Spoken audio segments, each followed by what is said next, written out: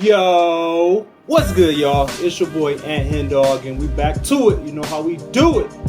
Magic Johnson and Larry Bird, a courtship of rivals basketball, part 5. Part Jason Kidd, part Donovan McNabb, part Albert Pujols. Oh, I'm in my bag with the 5s. Go ahead and write some number 5s in the comments, man. But shout out to y'all, man. We are on part 5. This is the last video of this documentary, of this series. Shout out to all of y'all that's been tapped in. I really appreciate every single one of y'all. It's been awesome. But one thing I want to start doing, y'all, this is going to be something I'm going to do in all of my videos, because I want to continue to have y'all comment and supporting. So one thing I'm going to start doing, I'm going to pick one comment. First of all, you have to be subscribed. You have to be subscribed to the channel first, but I'm going to pick one comment from the comments and I'm going to read it. I'm going to put it on the screen. I'm going to read it. You know, I'm going to do everything I got to do to continue to get y'all to support, because I appreciate every one of y'all, and especially for the ones that's just been supporting just off the love. So for today, I'm going to put one on here, y'all. And my first comment ever that I put in my videos is this one right here. This is actually from part 3. This comment was from part 3. But shout out to Gracie Saved by Grace. She said, "Great reaction. You made a really good point about letting your competition motivate you to improve your own performance rather than succumbing," that word just killed me, "to a defeatist attitude." Like that's facts, man. So if you haven't watched part 3, we kind of talked about how these two players, Larry Bird and Magic Johnson, let the other person inspire them, let them motivate them, instead of making them feel sorry for themselves. Like Larry Bird would do something good, and instead of Magic, getting upset and feeling sorry for himself or quitting, he let Larry Bird's success motivate him, and vice versa. Larry Bird let Magic's success motivate him. So shout out to Gracie. I appreciate you commenting, but I will start doing these for all of my videos. But let's get into part 5. Let's get into the last part, man. We don't really want to do too much talking. We're gonna get straight into it. We got Magic Johnson and Larry Bird, a courtship of rivals basketball, part 5. Let's get it. In 1987, after Boston beat the Detroit Pistons to advance to the finals for the 4th straight year, Pistons rookie Dennis Rodman called Bird overrated because he was white. His teammate Isaiah Thomas then chimed in with some thoughts of his own. Larry is a very, very good basketball player. I think he's an exceptional talent. But I'd have to agree with Rodman. If he was black, he'd be just another good guy. I can remember. Before Bird kind of explained how he felt about that, one thing I realized about Isaiah back in the day is I feel like he wasn't a good person. I think at this point in his life, he's older now. He's kind of like a legend that's just kind of looking back on everything. I think he's a much better person now. But between this, the way he used to act against Michael Jordan, like I just feel like Isaiah just wasn't a good, I don't know, maybe he's just competitive. I can't say he wasn't a good person, but I don't know. I just felt like Isaiah did a lot of weird stuff at this point. But another thing I want to talk about before I start this back up is this is going to be 30 minutes. 30-minute long to finish this video out. So go get comfortable, y'all. Go get some popcorn. Go get your favorite candy, favorite snack, whatever you need, because this is going to be longer than the other 4 videos we did. In the locker room, I think it was Jack McMullen came up to me and said, "Isaiah just said boom, boom, boom, boom." And I go, "So?" I knew Larry wouldn't care. He didn't care. He didn't care. Everybody else around him cared very deeply in the days and weeks, as it turned out, ahead. I mean, the media made it out like it was something. But it didn't matter to me what Isaiah or Dennis Rodman said. And it still don't. It has no bearing on what I do in my life. He doesn't see race. He really doesn't. And he could have. This guy grew up poor, white, in southern Indiana. Southern Indiana, the home, by the way, of the modern Ku Klux Klan. Wow. How he managed not to be affected by the cultural milieu that he grew up in is, I think, a miracle. To me, it's inexplicable. It's basketball. Basketball is what brings people together. Yes, you can put 2 people against each other, put the blacks Magic and the whites Larry Bird against each other and make it feel like it's this race thing. But basketball, the sport of the game, allows you to not see race, not see color. Like, it doesn't matter. Like, it's a basketball and we're trying to put it through this rim. Like, that's why I love sports. I'm not the biggest, politician. I hate politics, all that stuff. But sports is just so pure that it brings people together of all races. Like, I remember one time, and I know I'm talking a lot, but it is what it is. But I remember one time I went to the park, and I was in LA, in Los Angeles at this random park, and I remember kind of like looking at everybody, and it was me. I'm African American. There was a white guy, there was an Asian guy, there was a Hispanic guy. Like, it was all these different cultures, like different languages and everything, but we was all together, playing on the court. And I thought that was one of the coolest things to me, because I'm just like, that just shows how great basketball is, and how universal and global it is. So basketball, when they were talking about that and why Larry Bird didn't see race, because he was so attached to the game that races didn't matter. About 6th or 7th grade, I couldn't wait till school to be over, because I knew over on the courts, the waiters from the hotel would be over there. They were black, older, and they let me play. I always looked at that as I got an opportunity to play against a black man, and they treated me good. I couldn't wait to play against the best, and at that time, they were the best. And in 1987, as Bird vied with Magic to be the best, the flap over Isaiah Thomas's racially fueled remarks forced Bird to address his least favorite topic at the worst possible time. I had to go to a press conference when I was in LA trying to get ready to play the Lakers and tell people I didn't care. This don't bother me. The main thing is, if the statements or whatever was said doesn't bother me, I don't think it should bother any of us. From playing all year, trying to get back to the finals and play against Magic, this was a distraction. Bird was facing off against Magic for the third time in 4 years. And if their relationship had softened, the determination to beat each other had not. And won! As Game 4 proved, the level of competition between them was higher than ever. Bird played awesome down the stretch of that game. Yeah, sure. Trailing 2-1 in the series, the Celtics were down by 1 point in the final minute of the game. But Larry Bird wouldn't be easily vanquished. Open his aim. Bird goes for three.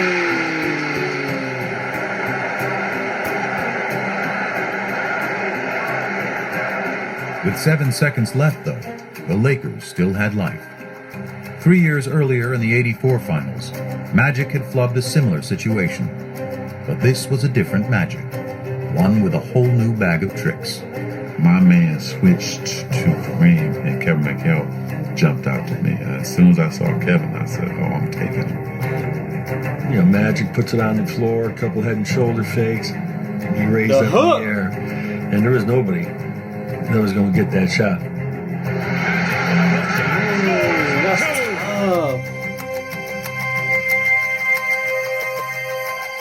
He took his cap shot. I remember after they called timeout thinking, there's still a shot here. Celtics may still win this game. Well, they set up a great play. Bird walked Worthy all the way up, forced the denial all the way up. We've done it before. Clear everybody out, go to the ball, and break the corner. He caught it here, and as he caught it, all he had to do was turn. And just turn, and he just let this thing go. Bird fires it. Got a wide open look, couldn't believe it. And I'm standing right there, it is straight as an arrow. Dead on. Oh! Lakers have won. They were lucky, because it was right on line. He looked at me like, how did you ever leave me that wide open? You gotta be kidding me.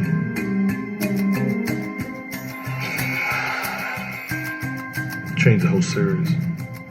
The Lakers won the series in 6. And in the aftermath of a year in which Magic had won his first MVP, the rivalry suddenly took on a new tone. Magic's just a great basketball player. He's the best I've ever seen, Unbelievable. I don't know what to say. I was shocked that he said it, because I thought to myself, maybe this is the beginning of a new era that's not going to include him. It was the passing of the torch a little bit. Would y'all agree with that? They said the third time in 4 years they played against each other. What is this, 1987 or 88? I'm not 100% sure, but would y'all say that Larry Bird was the man before this? And this was kind of Larry Bird's way of passing the torch to Magic? Like, I never thought about that. I've watched this documentary. This is my third time watching it. And I don't think I ever quite understood that part. Or not understood that part, but I didn't really catch that part. That Larry Bird was kind of saying, like, or the world media was kind of saying that Bird was passing the torch. Like, it's kind of weird, it's kind of interesting to think about somebody passing the torch to someone that's the same age as them. Like, I don't know about that, but that's what they said. Let me know what y'all think. After vanquishing Bird in '87, Magic wasn't done winning.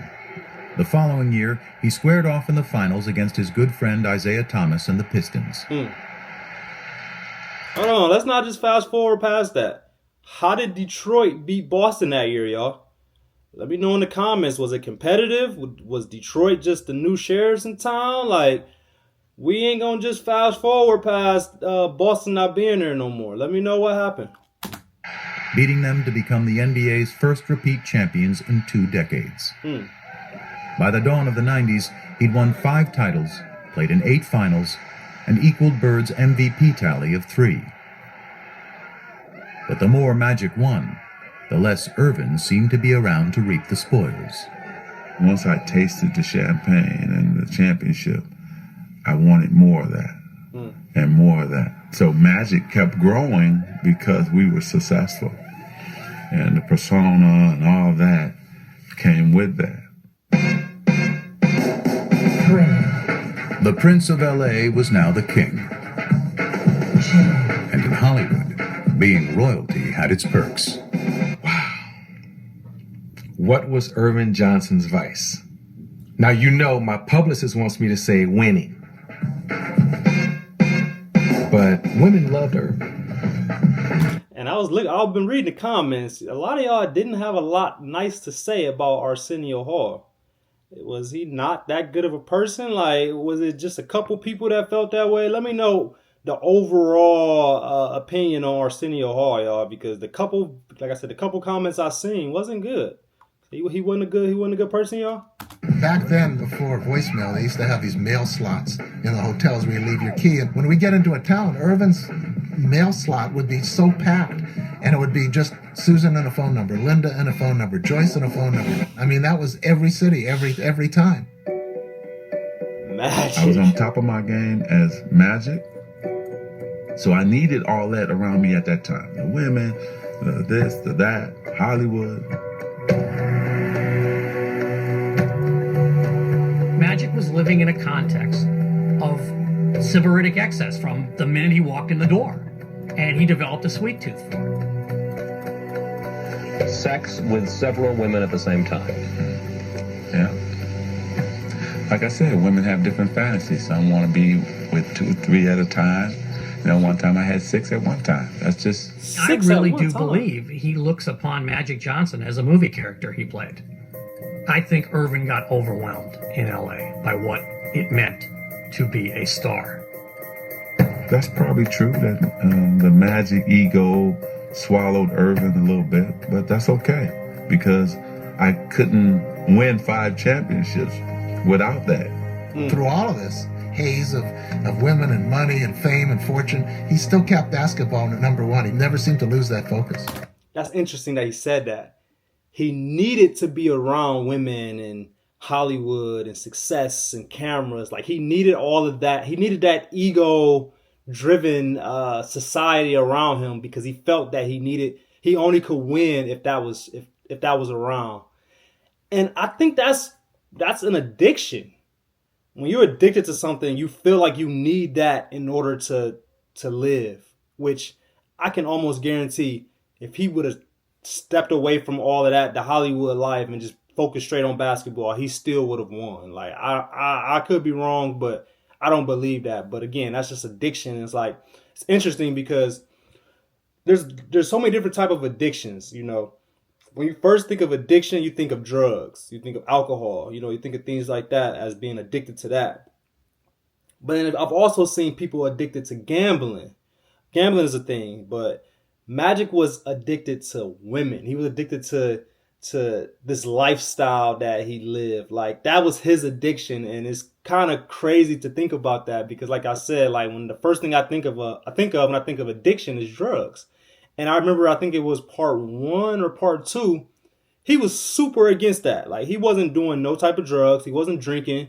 Anytime any of that got around him, he was pushing it away. Like, no, I'm good on that. So he wasn't addicted to that part, but he was addicted to women. He was addicted to being around, you know, all of this crazy lifestyle. So that's just, I ain't gonna say it's just as bad, but that ain't good either.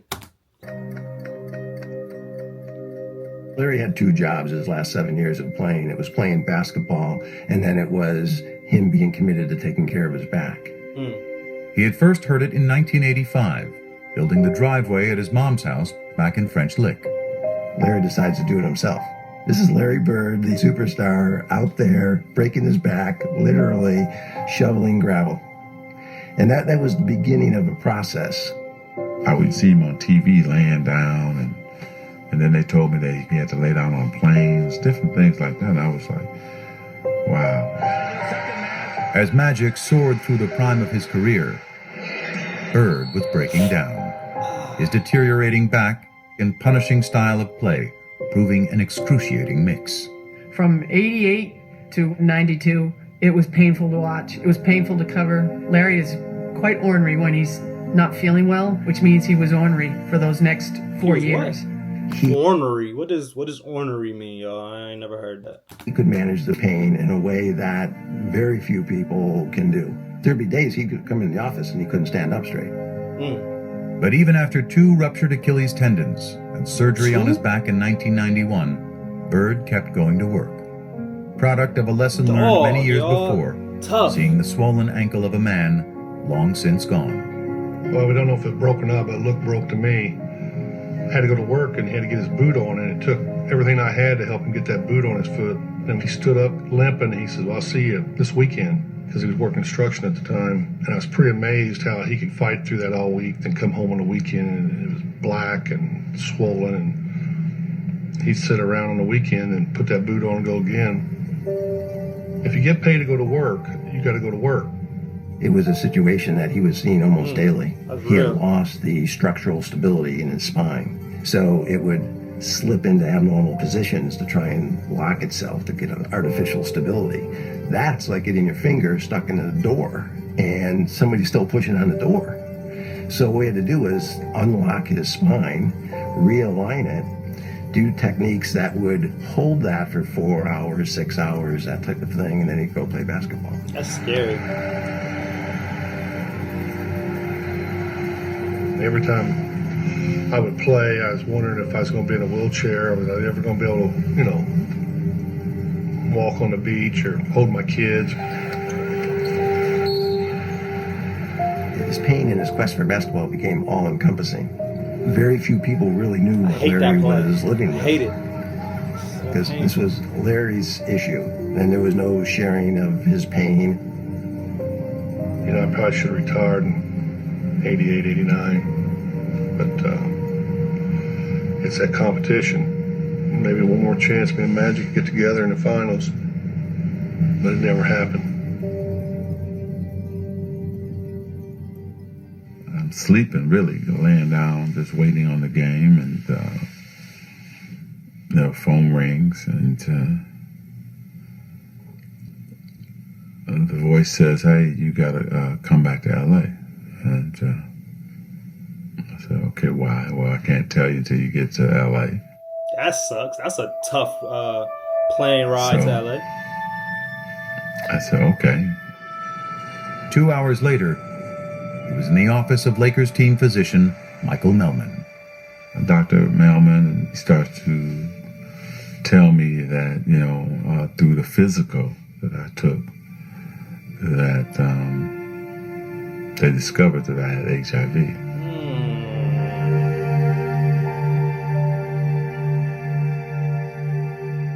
First time ever in my life, I'm such a control freak, right? And do things the right way. I'm out of control. Oh, it was everything. How is it possible? What happened? How did it happen to me? And my mind is racing, and then you're just devastated. Further complicating things, Magic had gotten married just 2 months earlier. What? And he feared the worst for his new bride, Cookie, who was pregnant with their first child. Oh my God. Side story on that. The same person that married Magic and his wife Cookie is the same person that married my mom and dad. So that's kind of like a cool, fun fact. But I didn't know that he got diagnosed with HIV 2 months after he got married. That's actually crazy. That's wild. I don't know what's going to happen with my wife and my baby. I don't know what's going to happen to me. I don't have control of the situation, and I was lost just for that next 2 or 3 weeks. And after Magic learned neither his wife nor his unborn child were infected, he began revealing the news to his inner circle. The phone rang, and it was Magic's agent, Lon Rosen. And he said, Irvin's looking for you, call him. And I said, I'll call him when I get to Paramount. And he says, call him now. I said, Lon, I'll call him when I get to Paramount. I'll be there in 20 minutes. And he said, you got to call him now. Irvin's HIV positive. I remember I was sitting on the bed. I remember standing up at that point. And I said, how is that possible? Well, we know how it's possible. He was out in the Playboy Mansions going crazy and, messing with 6 women at once. Like, I don't know why they were so surprised about this, but I just feel like around this time, it was like, HIV and AIDS was so new. They all panicked. Like, if somebody was to be announced with HIV now, it'd still be crazy. But I think back then, with not enough information, not enough knowledge, education on the disease, I can see Magic like super, super panic mode, and everybody around him like panicking, thinking he's probably gonna die tomorrow. And little did they know that he still was gonna be alive, 40, 30 years later. So I think that was kind of interesting to kind of talk about how different we look at these type of diseases now than what we did, when Magic was first diagnosed with it. I'm thinking Irvin's going to get skinny and die. Exactly. I mean, literally, that's what I thought. Irvin's going to get skinny and die. The first person I thought of was Larry. I wonder what Larry thinks. The day that I heard about Magic, it just sort of changed my love for basketball. It shook me up. You get that feeling. Probably the same type of feeling I had when my father died. He wants to understand why, how can I talk to him? I need to speak to him. It was just really important for Larry to talk to him. Sort of, I don't know. I wanted to hear it from him. Probably didn't believe it. Called me, we're talking, it's just, how you doing? I heard about it, and you can almost hear both of us with some tears in our eyes. And I'm choked up because he did call me. And,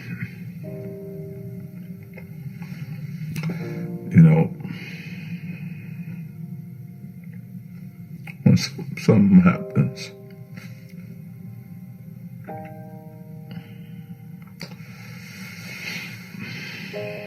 to you,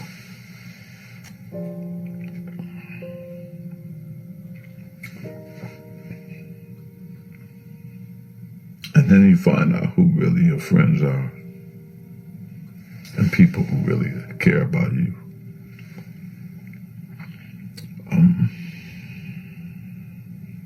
You figure all those battles, all those things we had to go through as warriors, as competitors, and as men. And here this man says, hey, you know what, man, you're okay. And so that was the greatest moment for me too, to have him check on me and to make sure I was okay. That's deep, man. That's deep. Because, you know, I always try to think about my own experiences with these type of things. And, you know, I've had friends that I've lost over the years. You know, some passed away. Some I just don't talk to anymore. But one thing that I always prided myself in is being available for the people that I know need me. So I take what, you know, how Magic felt right there. I completely understand, because you need people in your life that you know care about you. Like that's very important. And I don't mean the type of people that's always around when stuff is good, you know, and always happy. Like, I ain't talking about the people that's around when things are great. Like, not those people. I'm talking about the people when stuff, you know, there's rainy days, you know, it's cloudy days going on, and it's stuff going on. Those people that check up on you. Those people that's going to make sure you okay. The way Larry Bird, you know, talked to Magic right there, like, that hit home, because I know how important that is. That's super important. I know y'all that's watching, you know, feel the same way. Like, you need people like that. Like, it's not so much, we all grown now. I said this in one of my other videos, like, we're at that point in our lives, you know, I'm 32, right? 33. I turned 33. So I'm at that point in my life where my friends that I grew up with, that we used to, you know, stay the night at each other's houses, and, you know, we used to do all these things together because we had so much time. Like, we don't have that time no more at this point in our lives. Like, we can't talk on the phone every day. We can't be together all the time. Like, you know, we got lives going on, but do you have those people in your life that care about you, that's gonna call you when you need you, call you when they need you, or when you need them? Like, that's the most important part. Like, I don't need to talk to my friends every day. Like, I don't need that. But if I ever needed something, are you gonna be there for me? And that's what I pride myself on, being there for my people that I really care about. And I just think that's just very important, man. So that's my little spiel for how I was feeling during that time. So write in the comments how y'all feel about it. First of all, let me say late afternoon. Because of the HIV virus that I have attained, I will have to retire from the Lakers today. It's the only press conference I've ever been in where I've seen reporters cry. I mean, we thought this guy was in total denial. I plan on going on, living for a long time, bugging you guys like I've always have. We thought this smile was going to be wiped off his face forever, and he was going to die, but we're going to watch him die in public. I just remember in the room, he was joking, and I'm sitting there looking at him crying, and he's like, "Coop, man, I'm going to be okay. I'm going to be okay. It's going to be all right." I am going to go on, I'm going to beat it, and I'm going to have fun. Sure, come on. You're going to beat this? And to him, it was a contest. Larry Bird and Magic Johnson, AIDS and Magic Johnson, it's same thing. It's just a different game, different rules, but I'm still going to win. He wasn't planning on going nowhere. Irvin was planning that day to find the right medicine, to eat right, get rest, and live forever. That's what he was planning. That's what he's doing. Thank you again, and I'll see you soon. But his Magic put up a positive public face. His nemesis, still out of sorts, shed the mask he had hidden behind for years. He was visibly like, wow, how could that happen? You know, it really set him back. Probably the two toughest days I've had since my father passed away, and I've been very depressed and sort of been out of it. I listened to him talk in this press conference about how devastated he was, and I remember thinking to myself, you know, goddamn, Larry found Irvin. You know, just out of the blue, something like that happening. It's just, I've never had, other than one other instance, and I was hoping I'd never see that again, because I remember how I felt weeks after that. And yesterday was just a sad day. And at his game that night, Bird was forced to confront pain he couldn't so easily play through. Didn't want to be there that night. First time ever. And really last. I remember we played in Atlanta. Had no feel for the game, you know. This wasn't a good time to be out there. Never had that before. That night he threw a pass. I'll never forget, he threw a half-court pass behind his back for a layup. And if you blurred your eyes, just squinted your eyes, it looked like magic. And it was Larry saying goodbye.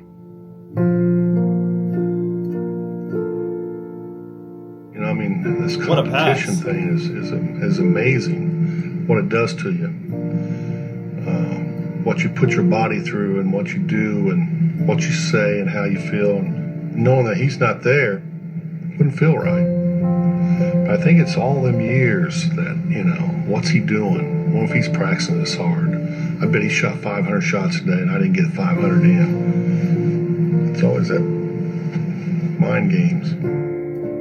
Bird played through the 91-92 season, his last in the NBA, but a part of him was already gone. I didn't check the papers anymore. You know, it didn't matter. I still want to compete, you know, but it wasn't the same. He didn't have nobody to compare himself to. Like, not in a bad way. Like, you know, you're not supposed to compare, but it's just human nature to, okay, I did this, but what is the next person doing? Or, you know, who's that other person that I feel like I'm level with, that I can kind of see what they're doing to motivate me. And he just didn't have that person. Like, dang, like, I never experienced that part. Like, and I can see why, you know, Magic was the reason why, in my opinion, was why he was playing through so much pain. He still had that joy of being able to look in the paper and see, oh, Magic had 20, 12, and 8. Like, okay, I'm going to go out there and I'm going to try to do the same. Like, when you don't have that person out there and you're in all this pain, it's like, what am I here for? Like, that's actually crazy. Again, third time watching this documentary, and that never hit me, y'all. So thank y'all. I appreciate y'all for making me react to this again, because that's actually crazy to think about. Really wasn't. With the exception of that year when he was called Tragic Johnson, because on the basketball court, things didn't shake down properly. This is the first time I'm hearing ignorance, hatred, vicious, nasty things.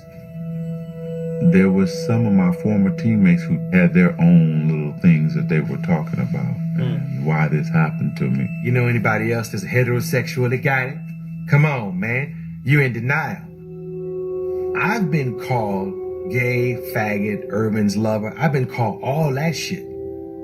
Lon Rosen got a call from Isaiah Thomas asking, you know, I keep hearing Magic's gay. And Lon said, well, for crying out loud, you know better than anybody he isn't. You're one of his best friends. And he said, well, we don't know what's going on in Hollywood. And the fact that Isaiah was questioning why he got this, I think it was really, really hurtful to him. He used to say, you know, I don't want people to stop shaking my hand and giving me my hugs. He loves to be loved. And that's what bothered him the most, that people would change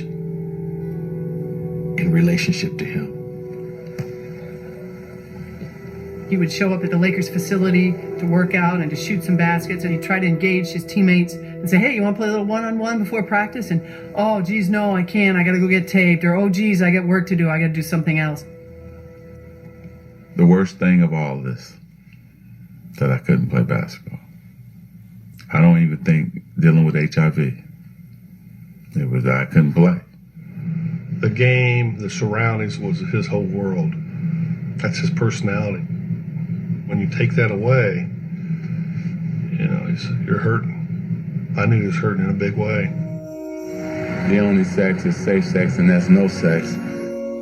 As basketball went on without him, Magic performed ably in his new role as HIV educator and spokesman. I'm helping every way that I can. But he still pined for the arena, which had made him a star. So when he was invited to play in the 1992 NBA All-Star Game, he jumped at the chance. When did he get diagnosed? Not diagnosed. When did he announce that he was retiring? Like right before this year? Or was it a couple years before this? I can't really remember the timeline. They said this was the 1992 All-Star Game. So was it just right before this season? Or was it a couple years before that? Let me know. Promptly stealing the show and winning MVP honors. But that was just a warm-up. For the encore Magic had up his sleeve. He's not done yet, because we're going to go to Barcelona and bring back the gold for everyone here in the United States. Oh, wow. I forgot about that. For the first time ever, NBA players would be competing in the Olympics. And Magic, armed with a message, was not about to miss the show. It would have proved to people that you were not going to get the disease playing against me. And then also for me too, personally, it was therapy. It was a way to say, man, yeah, you get to do this one more time. There was also one other perk. I think playing with Larry was very important. That's something they talked For both about. of them. I mean, he was going to be on the Dream Team. He was going to be with Michael. He was going to be with Barkley. But he was going to play with Larry. All right, y'all. We got about 5 more minutes left. So make sure we fix those backs. We got a posture check for y'all. So you right there that's watching, fix that posture. I know you watching this from a computer, a laptop, a phone, iPad, whatever, and you probably hunched over. So let's fix that back. We don't need no bad Larry Bird backs from watching my videos. So let's fix that back. I kept saying to him, I just want to get you out on that court one more time. Let's just have one more sequence like we had all the way back in 1978. The pass. But it was interesting that with Magic being the one that was HIV positive, he felt great. He was in the best shape of his life. He had worked so hard to make sure he didn't go there as a token player. And here was Larry, who couldn't even practice, who could barely move. That's crazy. Let me think about that. But you know what? Didn't matter. We were still together. Didn't matter. Hold me close and hold me fast.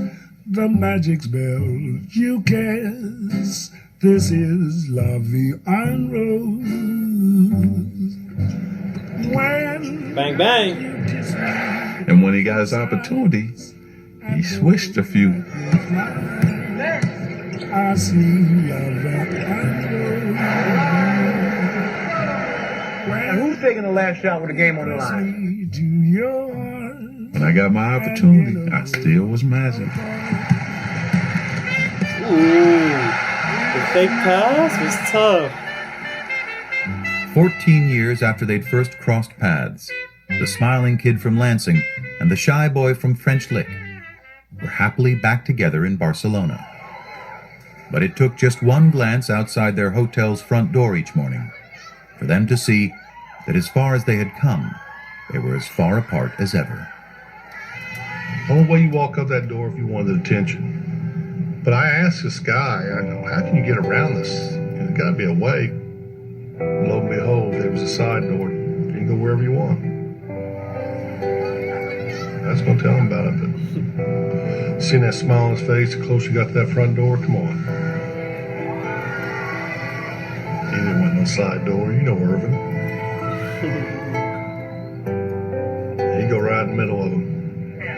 Turn the long way, sweetheart. There you go. I'm going out the front because that's who I am. He's still like that too, y'all. Like I've seen him at Sparks games. Like my brother is actually a player development coach for the Sparks, and Magic was there a lot of the games. And every time I saw him, he taking pictures, he's smiling, he having conversations with people. Like the same way Magic was back then, he's still that person, and you gotta respect it, man. Like I respect Larry Bird too. Larry Bird's not faking it, He's like, hey, I don't really care to talk to these people, so where's my side door? But Magic, like I want to talk to him. That's who I am. So you got to respect both ways, though. But both ways are there's no one right way to live life. It's all about how comfortable you are in the space that you're in, and you just do it. I don't go out the back. I don't go out the side. There's nothing wrong with that. That's not me.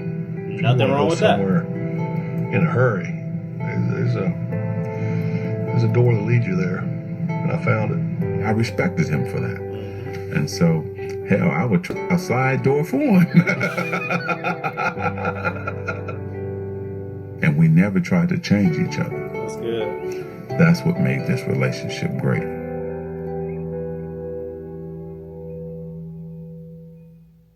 One of my pet peeves always is when people say, oh, Michael Jordan saved the NBA. Bullshit. Bullshit. Magic and Larry saved the NBA. Mm-hmm. That's who saved the NBA. Magic and Larry. Magic. Jordan just made it global. I always say Magic and Larry Bird, they saved the NBA. Without them, there would have been no NBA for Jordan to become global. So we gotta appreciate these two before we appreciate Jordan, y'all. And Larry, Bird and Magic. To the millions who once watched them, now more than ever, they are inseparable. I ain't never seen that. A pair of athletes thrown together by the cosmos to compete. A pair of men who discovered a bond in the midst of that competition. Decades removed from the height of their rivalry, their bond endures. Two impossibly different men with a connection only they can fully grasp. It's almost like a private little club, and only the two of them are in it. And every once in a while, they need to show up to have a reunion and pay their dues to each other. But they don't need the day-to-day contact that most friends need. It's just not that kind of relationship. But I always get this good feeling when I know I'm going to see him because he makes you feel good. You know, he really does. He's unbelievable. He's very private, but if he's your friend, man, you got a friend for life. And Larry Bird is a straight shooter. He'll tell you when he don't like you. That's one thing I wish I could have from that he has that I don't have. I wish I had that. I mean, he walked in here, this whole room would change, and maybe that's what I always wanted to be, but I just couldn't.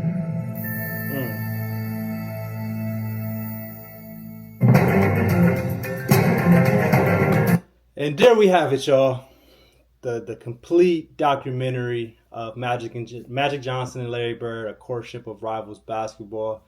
Like I said, I think that's one of the best sports documentaries I've ever watched. And I appreciate y'all for watching this with me.